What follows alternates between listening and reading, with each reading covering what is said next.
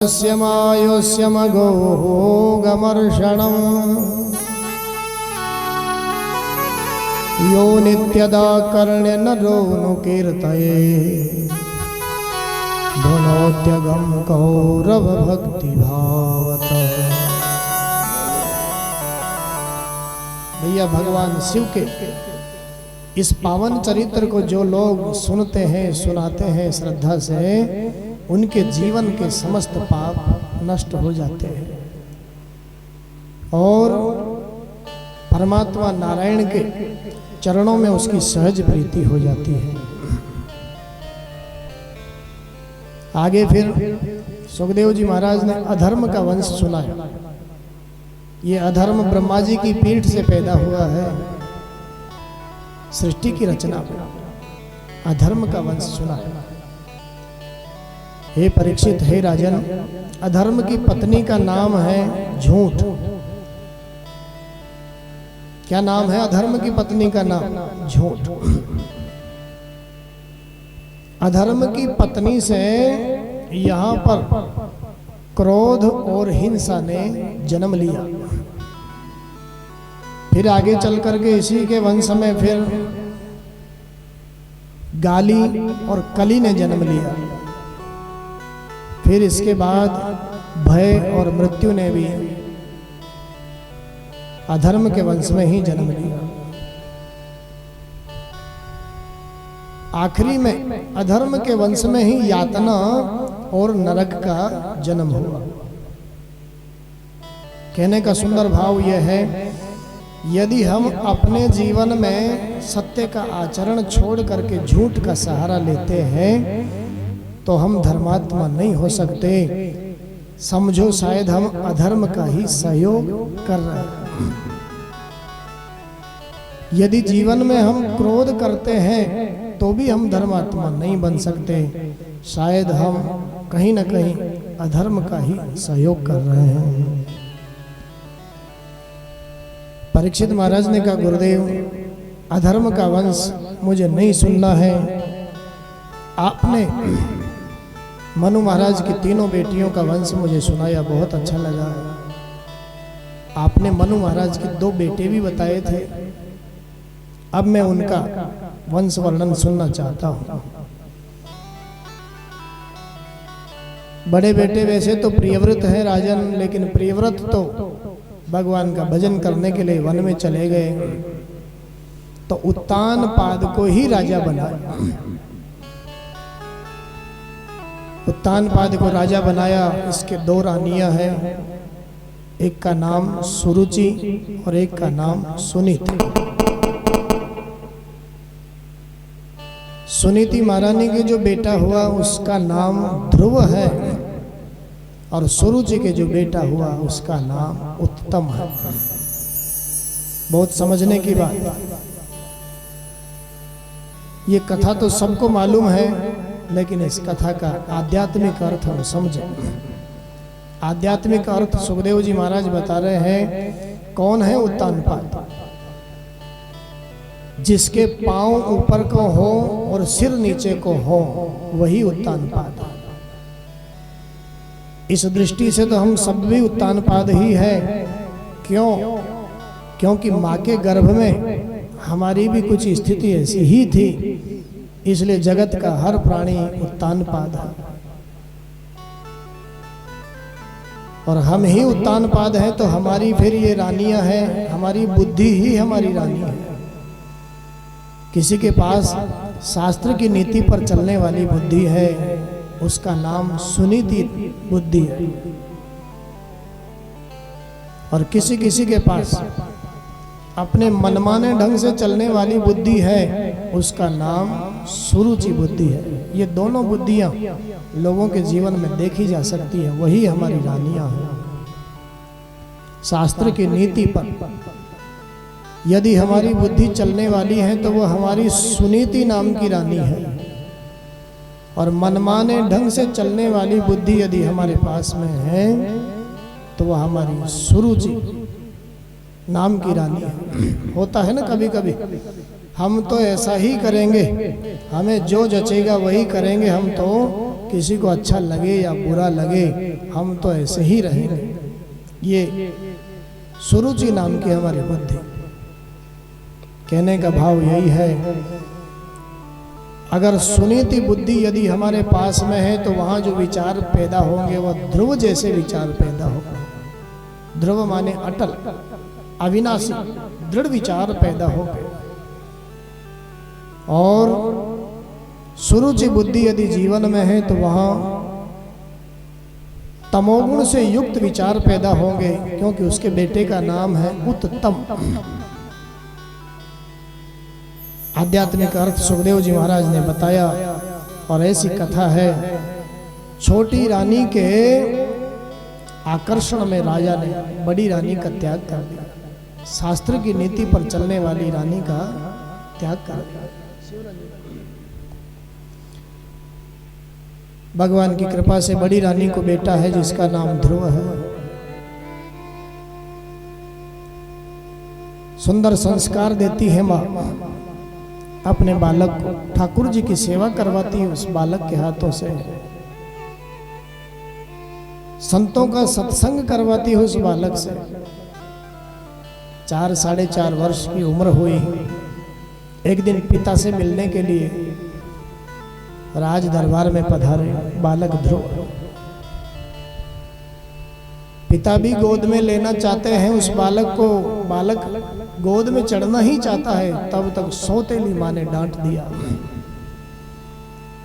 और डांट करके कहा, हे बालक, नवत्स नृपतेर्दिष्ण्यं भवानारोढुमर्हति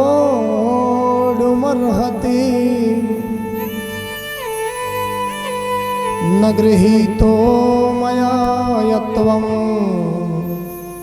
कुक्षावपि नृपात्मजः।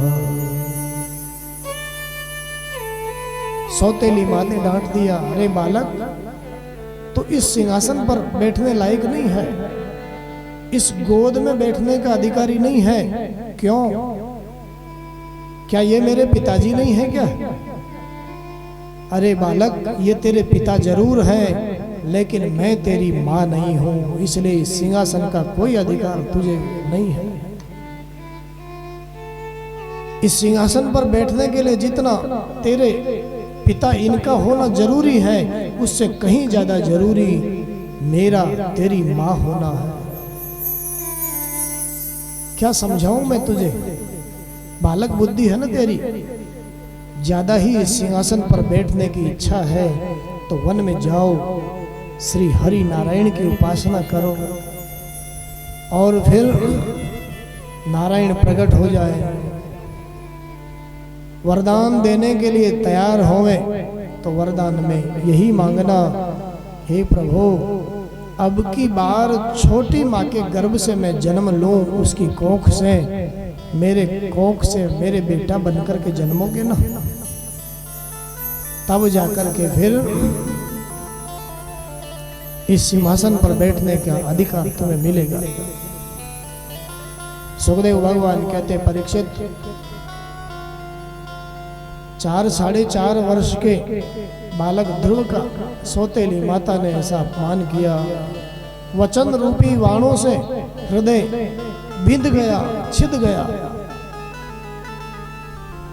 ऐसी स्थिति हो गई जैसे कोई सोते हुए सांप को डंडे से मार दे और उसके बाद उस सांप की जो स्थिति हो, लंबी लंबी श्वासें लेते हुए पहुंचे अपनी माँ के पास।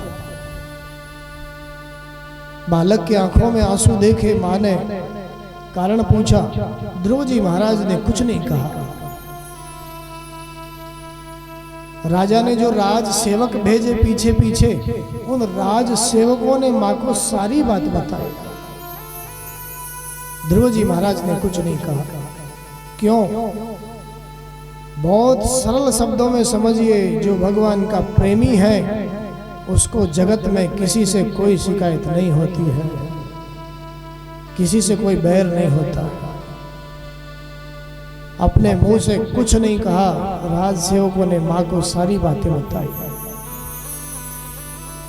और माँ ने भी बालक ध्रुव को अपनी गोद में उठा करके अंक से चिपका करके आंखों से आंसू बहाते हुए कहा, बेटा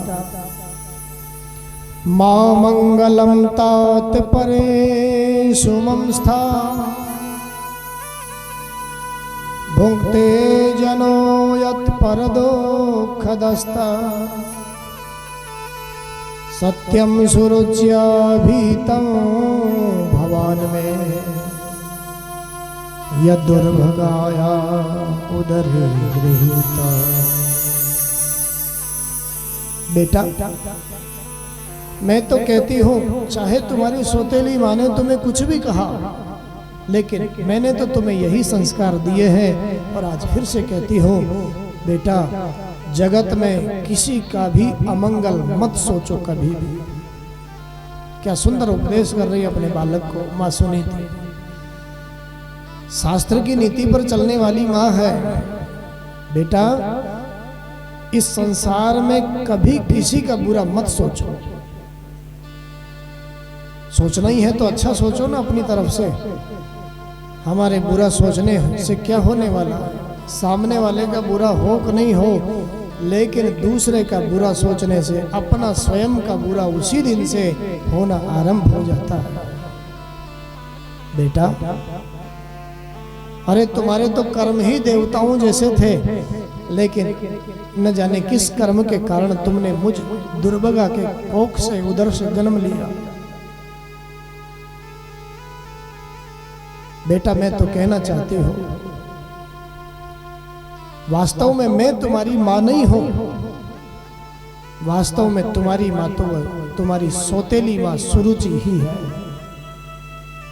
भले ही वह सौतेली माँ है, लेकिन उसने कुछ भी गलत नहीं कहा। जो कुछ कहा है सब सत्य कहा है। मैं तो कहती हूँ ऐसी माँ तो भगवान सबको ही देवे। जो माँ अपने संतान को भगवान से जुड़ने के लिए, प्रेम करने के लिए प्रेरणा दे, ऐसी माँ भगवान सबको दे। मैं तुम्हारी माँ नहीं हूँ, तुम्हारी वास्तविक माँ सुरुचि है। कोई गलत नहीं कहा उसने। बेटा मैं तो कहती हूँ, आज जाना है तो अभी जाओ, अभी जाना है तो अभी जाओ, कल जाना है तो आज जाओ।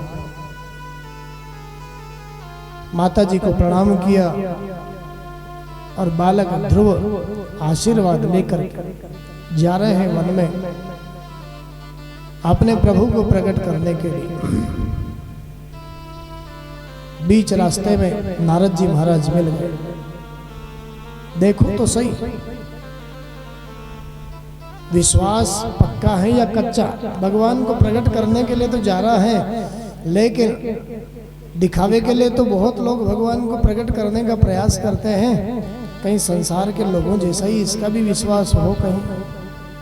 नारद जी ने परीक्षा ली।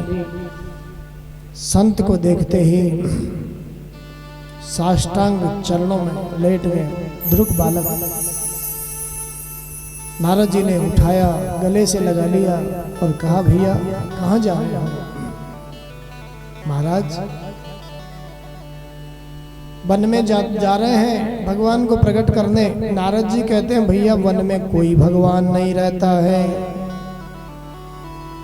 वन में तो बब्बर शेर रहता है, शेर। कोई भगवान नहीं रहता वन में। भगवान तो प्रकट होंगे कि नहीं होंगे, लेकिन वह शेर तुम्हारा नाश्ता कर जाएगा वन में। ध्रुव जी महाराज हंस करके कहते हैं, 4-4.5 वर्ष की उम्र है बाबा। मेरी माँ कहती है उस शेर में भी वही भगवान है जिसको मैं प्रकट करने जा रहा हूँ। सब जगह वही परमात्मा। हरि व्यापक सर्वत्र समाना, हरि व्यापक सर्वत्र समाना, हरि व्यापक सर्वत्र समाना, हरि व्यापक सर्वत्र समाना, प्रेम ते प्रगट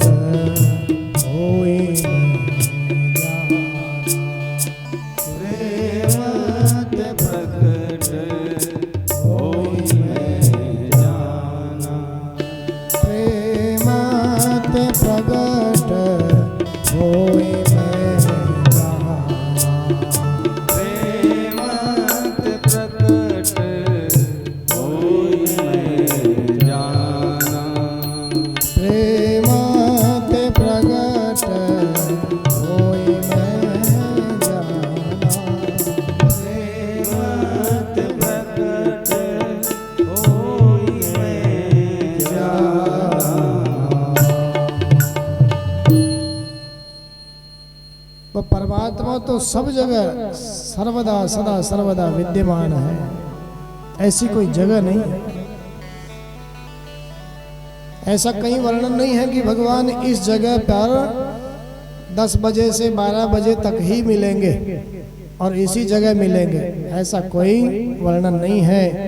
हरि व्यापक सर्वत्र समाना, समान रूप से सर्वत्र सदा सर्वदा कण कण में व्याप्त है, लेकिन उसको प्रकट करने के लिए प्रेम की आवश्यकता है।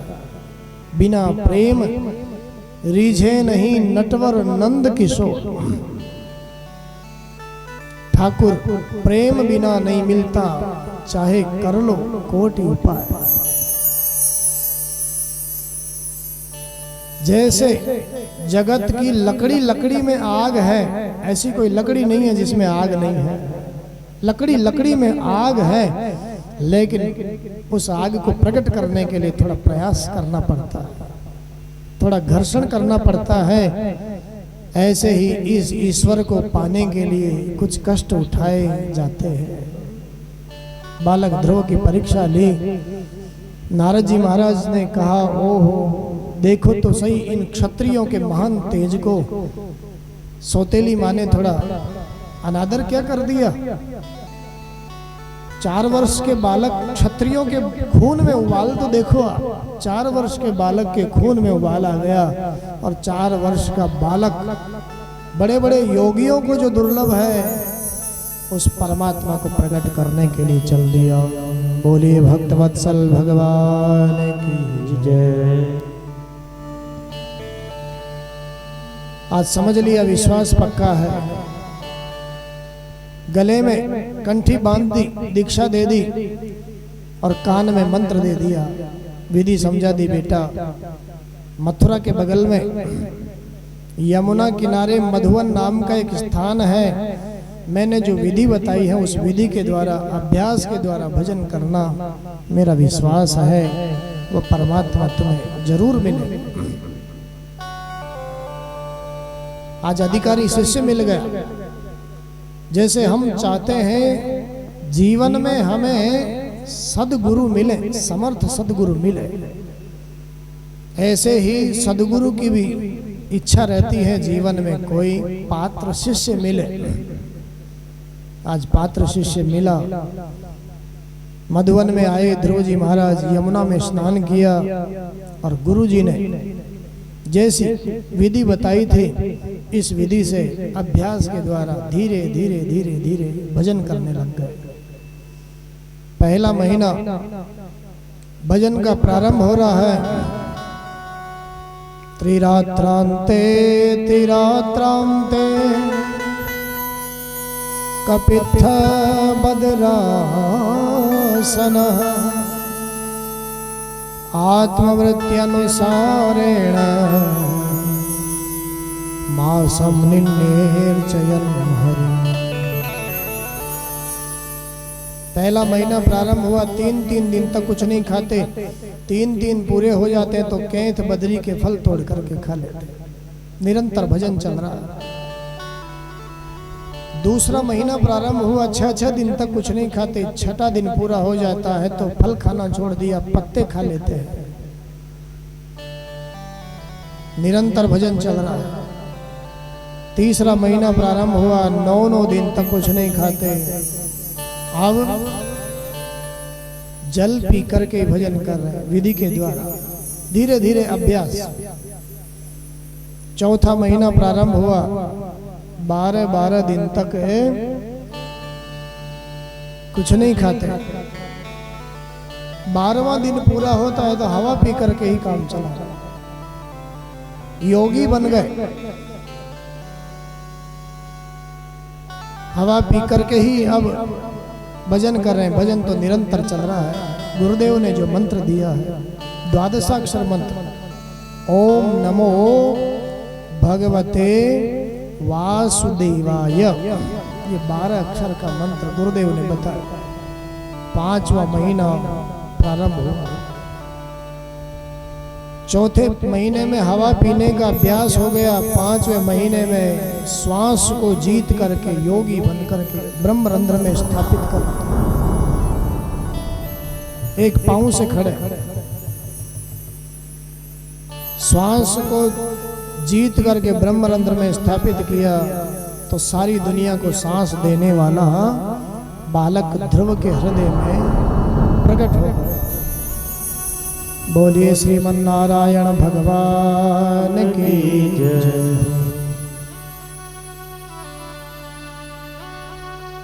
चतुर्भुज रूप में प्रकट हुए भगवान बालक ध्रुव के हृदय में।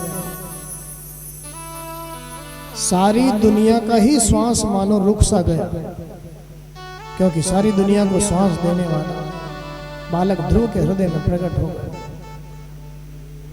देवता लोग, मनुष्य लोग ब्रह्मा जी की शरण में गए, महाराज क्या करें, हमें श्वास नहीं आता, घुटन सी होती है। ब्रह्मा जी महाराज कहते, अरे भैया, जो हाल तुम्हारा है वही हाल हमारा भी है।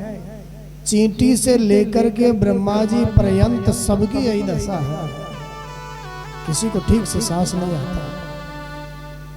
ब्रह्मा जी से बात करी, ब्रह्मा जी ने मेरे नारायण प्रभु से, भगवान ने कहा डरो मत, हे ब्रह्मदेव सबसे कह दीजिए डरने की जरूरत नहीं है। मेरा छोटा सा भक्त बालक, उसने मेरी कठोर तपस्या करी है छोटी सी उम्र में, अभी मैं जाऊं उसके दर्शन करके आऊं, सब कुछ ठीक हो जाएगा। सुखदेव भगवान कहते हैं अपने सेवक, अपने भक्त का दर्शन करने के लिए भगवान मधुवन में आए, लेकिन भक्त तो आंखें नहीं खोलता है। भगवान ने सोचा कैसा भोला भंडारी है, कब से खड़ा हूं दर्शन देने के लिए, लेकिन ये तो भीतर की झांकी को देख करके तृप्त हो रहा है। भीतर की झांकी को अंतर्धान किया मेरे परमात्मा ने, हड़बड़ा कर की व्याकुलता से आंखें खोली, बाहर वही झांकी दिखाई दे रही। स्तुति करना चाहते हैं लेकिन स्तुति करना नहीं आता है, करने का मन तो है। होंठ हिल रहे हैं बालक ध्रुव के, मेरे परमात्मा ने अपना ज्ञानमय शंख कपोल से स्पर्श करवाया, सारा का सारा ज्ञान बालक ध्रुव के हृदय में उमड़ पड़ा। क्या नहीं हो सकता, परमात्मा की कृपा हो जाए तो। मोकम करो दिवाचालम पंगुम लंघयते गिरि यत कृपा तमहं वंदे परमानंदमाधवम्।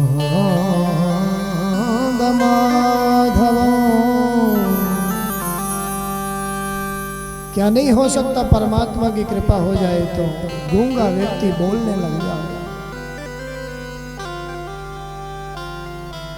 बहरो सुने मूक पुनि बोले, अंधरे को सब कछु दर्शाए, चरण कमल बंदो हरि राम। क्या नहीं हो सकता, चरण कमल बंदो हरि राम, चरण कमल बंदो हरि राम, चरण कमल बंदो हरि राम। जाकी कृपा पंगु गिरि लंगे, जाकी कृपा पंगु गिरि लंगे, अंधरे को सब कछु दर्शाए, चरण कमल बंदो हरि राम, चरण कमल बंदो हरि राम। बोलिए भक्तवत्सल भगवान की जय। सारा का सारा ज्ञान बालक ध्रुव के हृदय में उमड़ गया। प्रकट हो गया और सुंदर स्तुति करी परमात्मा की। योऽन्तः प्रविश्य मम वाचमिमां प्रसुप्तां सञ्जीवयत्यखिलशक्तिधर स्वधाम्ना अन्यास्तहस्तचरणश्रवणत्वगादि प्राणान्नमो भगवते पुरुषाय तुभ्यम्। हे प्रभु, आपने मेरी सोई हुई वाणी को मेरे अंतःकरण में प्रविष्ट होकर के जगा दिया। इसके बदले में मैं आपको कुछ देना चाहता हूं। क्या दूं मैं आपको? मेरे पास शरीर है, ये आपका दिया हुआ है, इंद्रियां हैं, ये आपकी दी हुई है। क्या दूं मैं आपको? अपना कहलाने लायक मेरे पास तो कुछ है ही नहीं। मैं कुछ देना चाहता हूं, लेकिन क्या दूं मैं आपको? सब कुछ तो आपका ही है। मेरे पास आंख जरूर है प्रभु, लेकिन उस आंख में देखने की जो शक्ति है वह आपके द्वारा ही प्रदत्त है। जब आप अपनी उस शक्ति को वापस ले लोगे ना, तो आंख तो मेरे पास रहेगी, लेकिन उस आंख से मुझे कुछ दिखाई नहीं देगा। मैं क्या दूं आपको? हे प्रभु, आपका सबसे बड़ा पुरुषार्थ यही है, आप अपने भक्तों की हर तरह से रक्षा करते हैं, सुरक्षा करते हैं। जैसे गौ माता ने कैसे रक्षा करते हैं, बड़ा सुंदर ध्रुव जी महाराज ने अपनी स्तुति में उदाहरण दिया।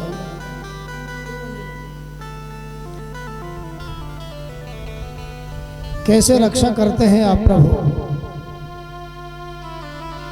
सत्याशिषो हि भगवंस्तव पाद पद्मा मासीस्तवानुभजत पुरुषार्थमूर्ते। कैसे रक्षा करते हो भगवान? ध्रुव जी महाराज कहते हैं, जैसे वन में जाकर के किसी गौ माता ने अपने बछड़े को जन्म दिया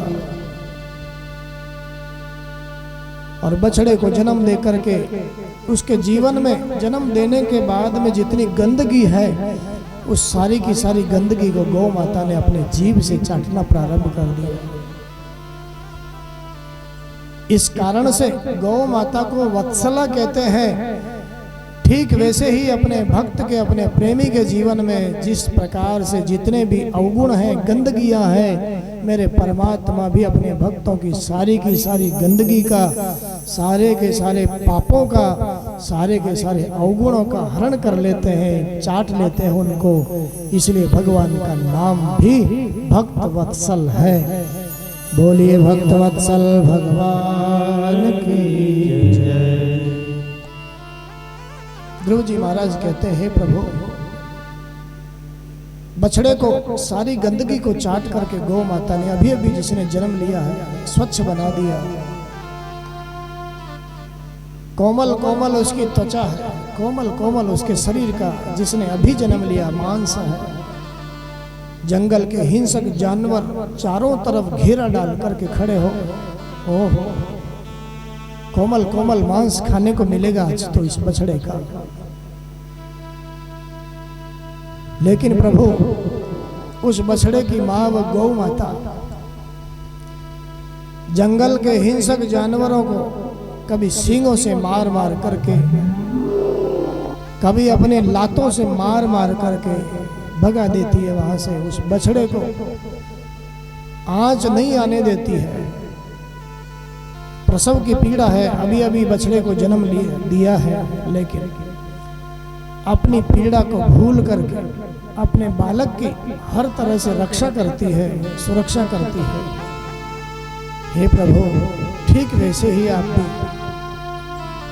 जीव के दुर्गुणों को, अवगुणों को भुला करके हर तरह से आपका जो प्रेमी हो जाता है, शरणागत हो जाता है, उसकी रक्षा करते हैं, सुरक्षा करते हैं, इसीलिए आपका नाम भक्त वत्सल है। जैसे गौ माता अपने बालक की रक्षा करती है, हे प्रभु मैं तो कहूँगा यही आपका सबसे बड़ा पुरुषार्थ है। बोलिए भक्त वत्सल भगवान की जय। लौट करके आए, माता पिता ने अगवानी के लिए रथ हाथी घोड़े जुतवाए, लेकिन ध्रुव जी महाराज कहते हैं, हे पिताजी अब किसी रथ में बैठने की इच्छा ही शेष नहीं है, किसी हाथी पर बैठने की इच्छा शेष नहीं है, अब किसी सिंहासन पर बैठना नहीं चाहता। पुत्र को योग्य समझा, उत्तानपाद महाराज ने राजगद्दी पर बिठाया, रानियों के साथ वन में चले गए। 36,000 वर्षों तक ध्रुव जी ने राज्य प्रशासन किया। और इस समय में एक घटना घटी, सौतेले भाई उत्तम को यक्षों ने मार डाला, उनके बगीचे को उजाड़ने के लिए गए, मना किया, नहीं माने, युद्ध हुआ, यक्षों के युद्ध में मारे गए उत्तम। सुखदेव भगवान कहते हैं उत्तम के वध का समाचार सुन करके ध्रुव जी महाराज को इतना क्रोध आया, इतना क्रोध आया, धनुष बाण उठा करके सैकड़ों निरपराध यक्षों को मौत के घाट उतारा।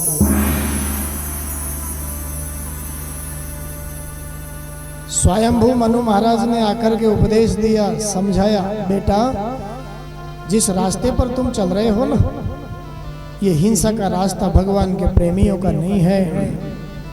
भगवान के प्रेमियों का तो सारे संसार ही मित्र है, सारा संसार ही उनका मित्र है।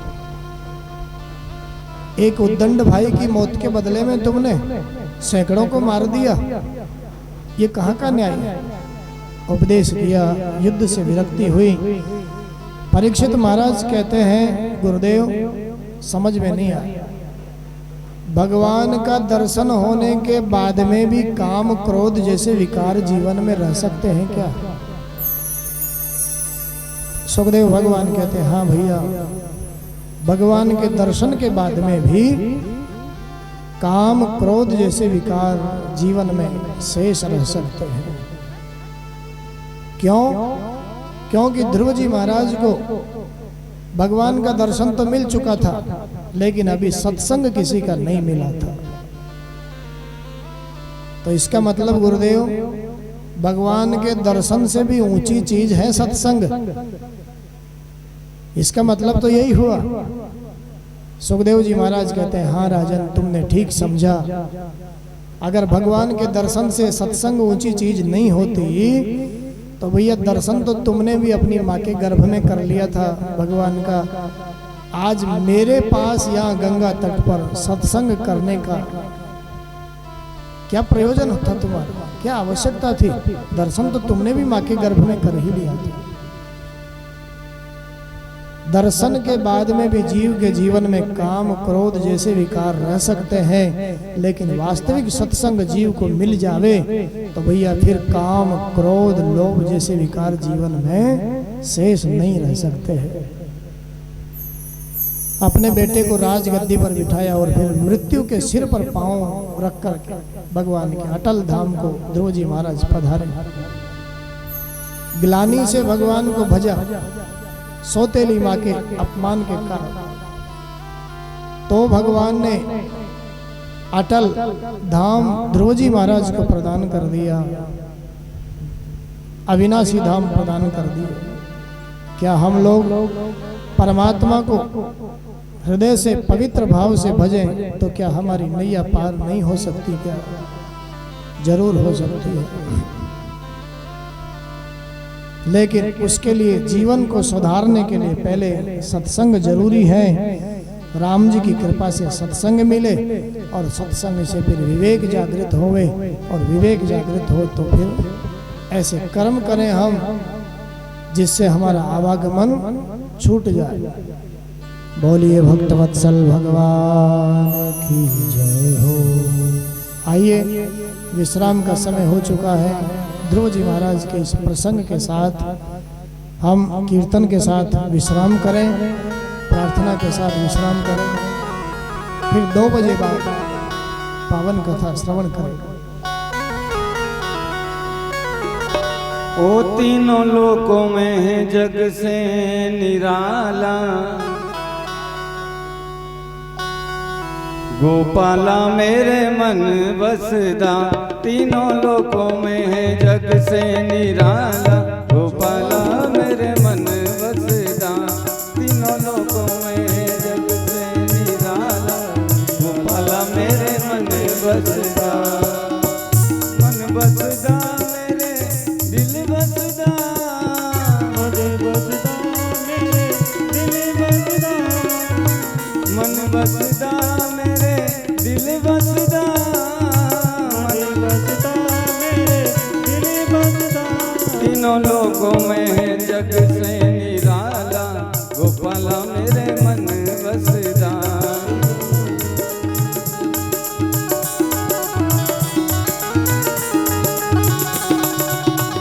गोपाला मेरो नंद लाला, गोपाला मेरो नंद लाला, गोपाला मेरो नंद लाला, गोपाला मेरो नंद लाला।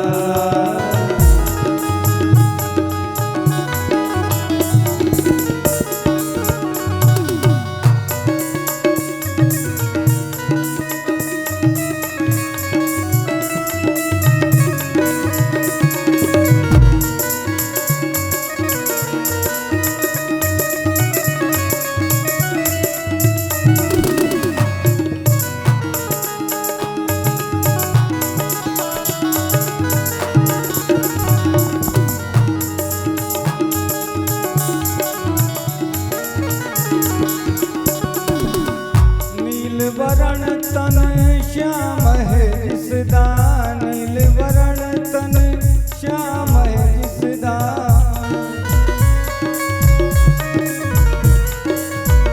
बड़ी श्याम मेरे दिल विच बसदा,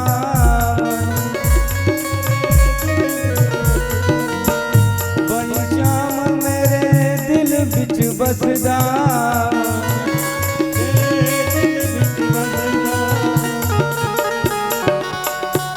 कैसी सांवली ओ कैसी सांवली सलोनी छवि वाला, गोपाला मेरे मन बसदा। गोपाला मेरा मन बसदा। तीनों लोकों में है जग से निराला, गोपाला मेरे मन बसदा।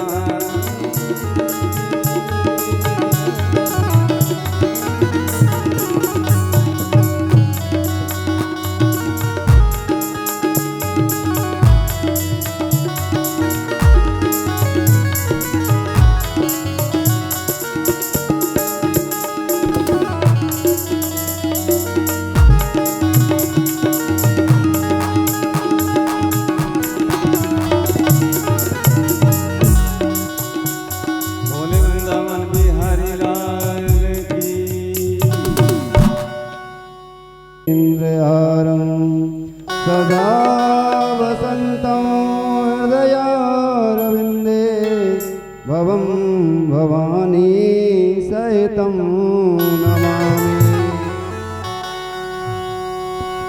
अधर धर मुरली बजैया की आरती कृष्ण कन्हैया की।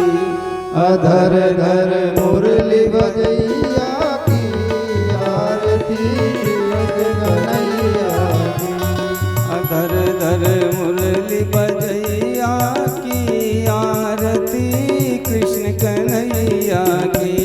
अधर धर मुरली बजैया की आरती कृष्ण कन्हैया की। कृष्ण कन्हैया की आरती दाऊ जी के भैया की।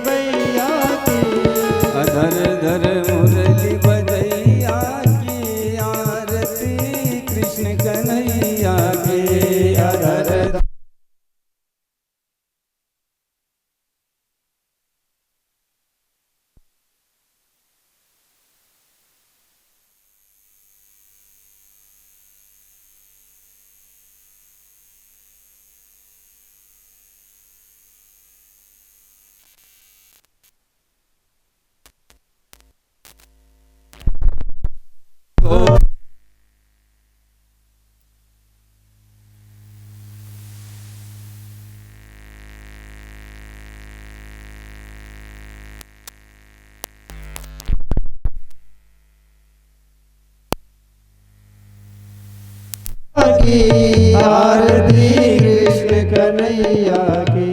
कृष्ण तुम यशोदा के छैया नाथ बलदाऊ के भैया।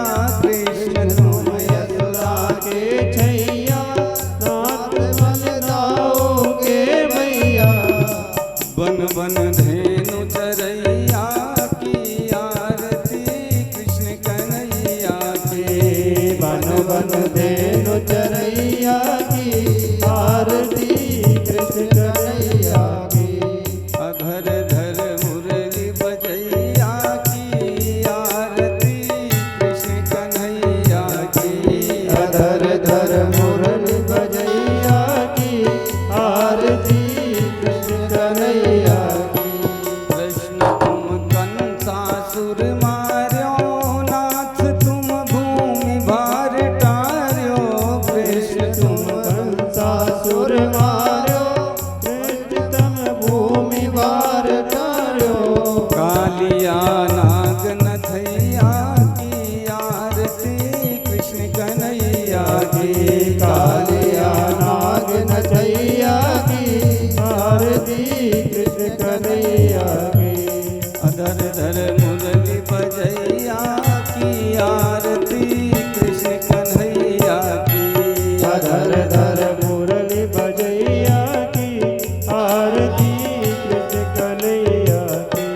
कृष्ण तुम अर्जुन के प्यारे नाथ तुम भक्तन रखवारे।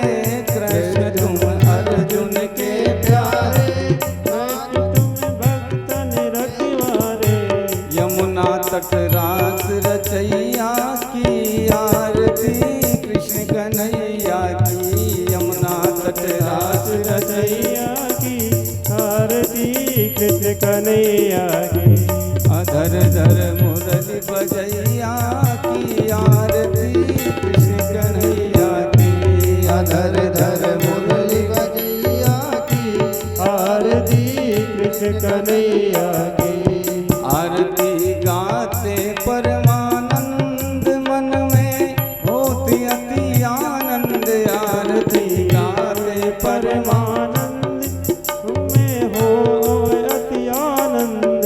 आरती गाते परमानंद मन में होती अति आनंद। आरती गावे परमानंद मन में होती बड़ो आनंद। मिने है लाज बचैया की आरती कृष्ण कन्हैया की। मुरली बजैया की आरती कृष्ण कन्हैया की। अधर धर मुरली बजैया की आरती कृष्ण कन्हैया की। अधर धर मुरली बजैया की आरती कृष्ण कन्हैया की। आरती कृष्ण कन्हैया की। आरती कृष्ण कन्हैया की। ओम जलेन तीर्थीकरणं पुष्पैरेवाभिवन्दनं हृदयाभिवन्दनम्। ओम द्योः शान्तिरन्तरिक्षं शान्तिः पृथिवी शान्तिरापः शान्तिरोषधयः शान्तिः वनस्पतयः शान्तिर्विश्वे देवाः शान्तिब्रह्म शान्तिः सर्वगं शान्तिः शान्तिरेव शान्तिः सामा शान्तिरेधि। पुष्पैरेवाभिवन्दनम्। हरिः ओम ॐ यन्देन यन्नमयजन्तदेवास्तानि धर्माणि प्रथमा न्यासन्नातेह नाकं महिमानः सचन्द्र यत्र पूर्वे साध्याः सन्ति देवाः। हरिः ओम नारायणाय विद्महे वासुदेवाय धीमहि तन्नो विष्णु प्रचोदयात्। हरिः ओम महालक्ष्मी च विद्महे विष्णुपत्न्यै च धीमहि तन्नो लक्ष्मी प्रचोदयात्। नानासुगन्धिपुष्पाणि यथा कालोद्भवानि च पुष्पांजलिर्मया दत्ता गृहण परमेश्वर। ओम सांगाय नमः सपरिवाराय नमः लक्ष्मी नारायणाय नमः मंत्र पुष्पांजलिं समर्पयामि। बोलिए भागवत महापुराण की जय। बोलिए बांके बिहारी लाल की जय हो। बोलिए गिरिराज जी महाराज की जय हो। बोलिए राधे रानी की जय हो। जय जय श्री राधे जय जय श्री राधे जय जय श्री राधे श्याम। सभी माताएं बहनें बंधुओं से निवेदन है, व्यास जी महाराज व्यास मंच पर विराजमान हो चुके हैं। कृपया सभी अपने गृह कार्य से निवृत्त होकर के शीघ्र अतिशीघ्र कथा पांडाल में पधारें और आज तृतीय दिवस की कथा को श्रवण करें। राधे राधे।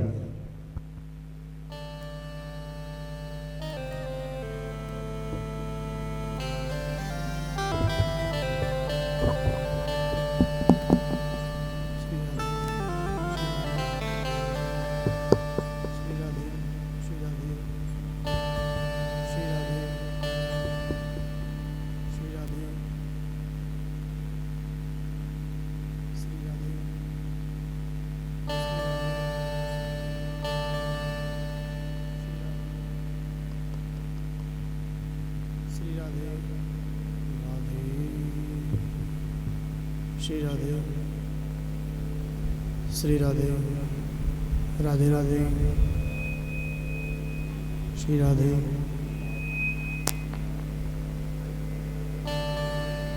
श्री राधे राधे राधे श्री राधे राधे राधे श्री राधे श्री राधे राधे राधे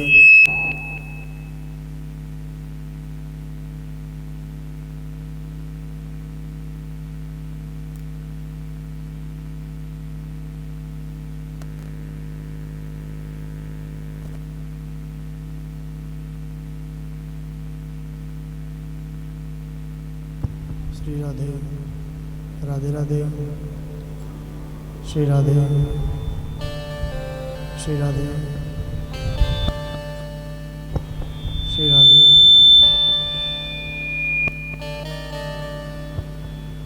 श्री राधे राधे राधे श्री राधे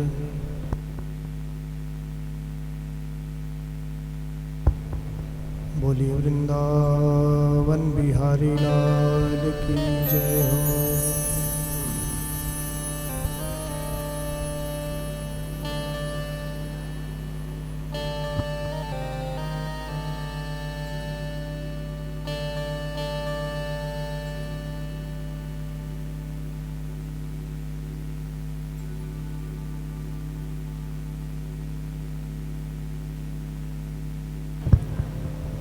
ध्येयं सदा परिभवग्नमभीष्टदोहम् तीर्थास्पदं शिवविरञ्चिनुतं शरण्यम् भृत्यार्तिहं प्रणतपालभवाब्धिपोतम्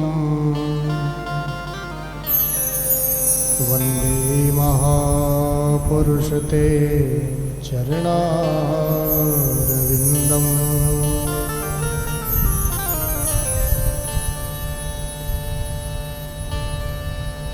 वंशीवभूषितकरान्नवनीरदाभा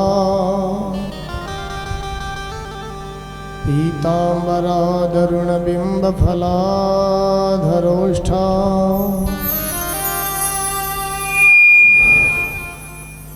पूर्णेन्दुसुन्दरमुखादरविन्दनेत्रा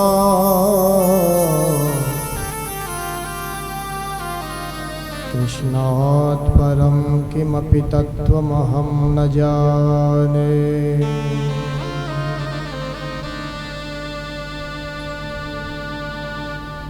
रामाय रामभद्राय रामचन्द्राय वेधसे रघुनाथाय नाथाय सीताया पतये नमः।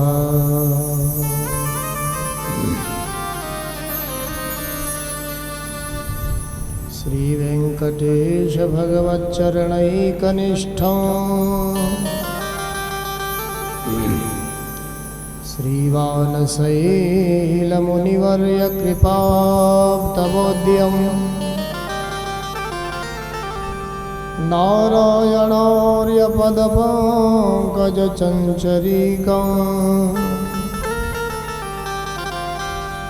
रामप्रपन्नगुरुवर्यमः भजामि।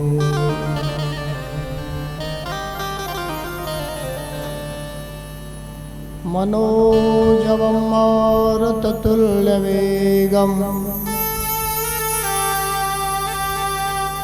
जितेन्द्रियं बुद्धिमतां वरिष्ठं वातात्मजं वानरयूथमुख्यं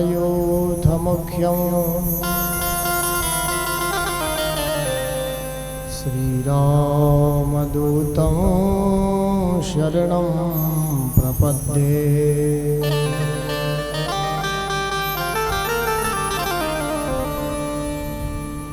जय जय श्री राधा रमण,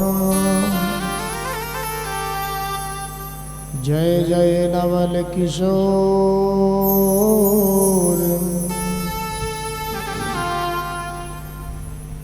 जय गोपी चित चोर प्रभु,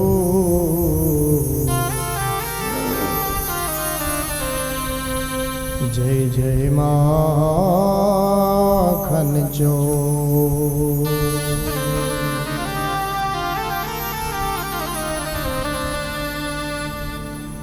परात्पर अखिलेश्वर भगवान नंद नंदन की वांग्मय प्रतिमूर्ति श्रीमद् भागवत महापुराण। प्यारे धर्मानुरागी बंधु बांधवों, माता बहनों से करबद्ध निवेदन, नगर निवासियों से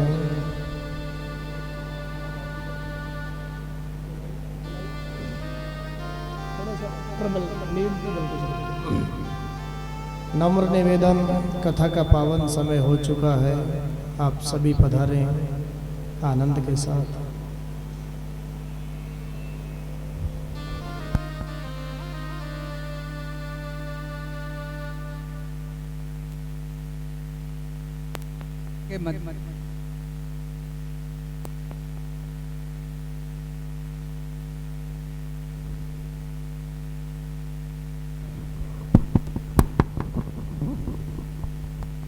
हेलो मध्य में 1-2 मिनट का मैं समय ले रहा हूँ, इसके लिए क्षमा चाहूँगा व्यासपीठ से। हमारे आदरणीय एसओचओ साहब, पूरा नाम तो मेरे को मालूम नहीं, आशुतोष जी पांडे, आप पधारे हुए हैं। आपके लिए सम्मान में व्यासपीठ के द्वारा आपको कंठीमाला, साल,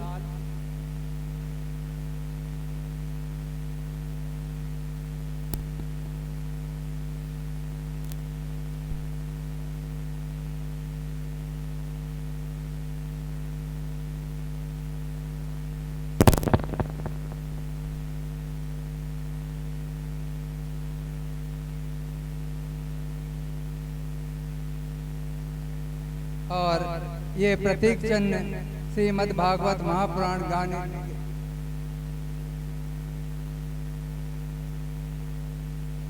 समय आपने दिया, इसके लिए धन्यवाद।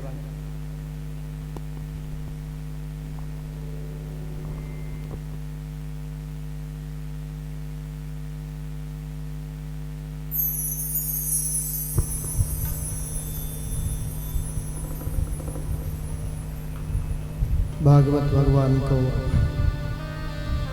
नमन करते हुए आइए पावन कथा प्रसंग में चलें। उससे पूर्व 2 मिनट हरि नाम संकीर्तन हम सब करें। मन और वाणी को पवित्र करने के लिए।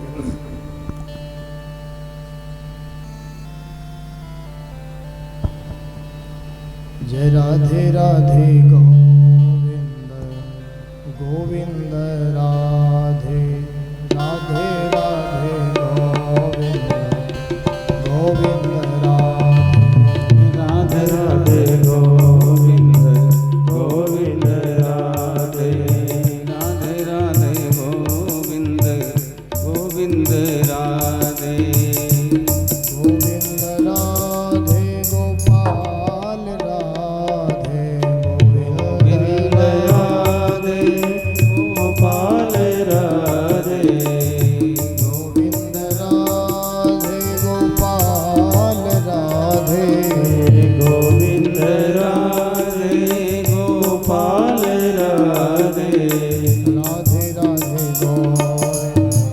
गोविंद राधे राधे गोविंद गोविंद राधे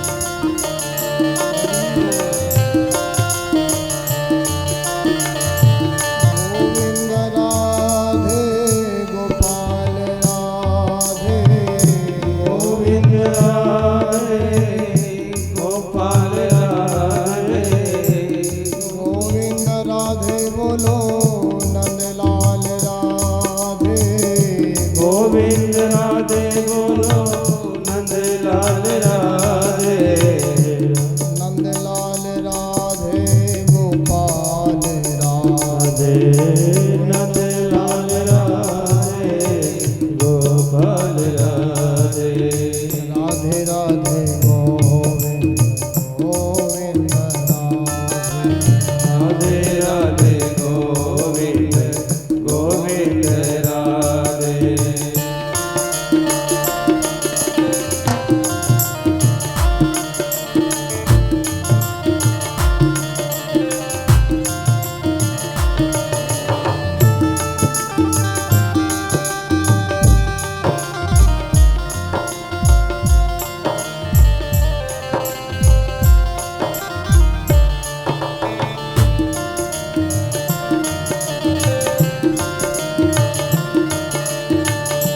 गोविंद राधे भजो नंदलाल राधे गोविंद राधे भजो नंदलाल राधे गोविंद राधे भजो नंदलाल राधे गोविंद राधे भजो नंदलाल राधे गोविंद राधे भजो नंदलाल राधे गोविंद राधे भजो नंदलाल राधे राधे राधे गोविंद राधे राधे राधे गोविंद गोविंद राधे राधे राधे गोविंद राधे राधे गोविंद गोविंद राधे गोविंद राधे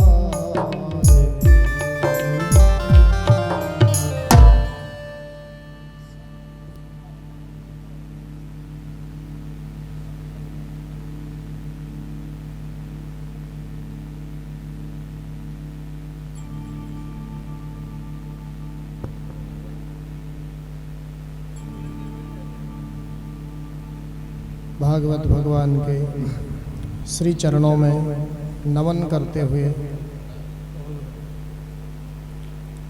आइए कथा गंगा में प्रवेश करें। कल सायंकालीन कथा में आप सभी लोगों ने आनंद से कपिल देवहूति संवाद श्रवण किया, भक्तों की महिमा को जाना, भगवान के प्यारे भक्त किस तरह से भगवान उन्हें कुछ देते हैं तो भी वह स्वीकार नहीं करते हैं।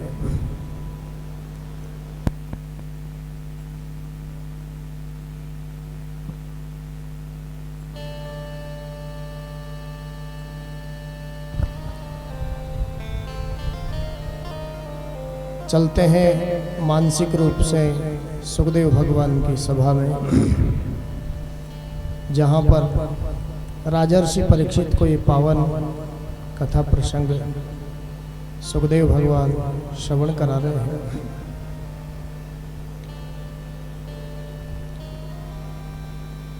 कल के कथा प्रसंग में हम लोगों ने श्रवण किया भगवान वाराह बन करके हिरण्याक्ष का उद्धार किया उन्होंने, जो साक्षात लोभ का प्रतीक है।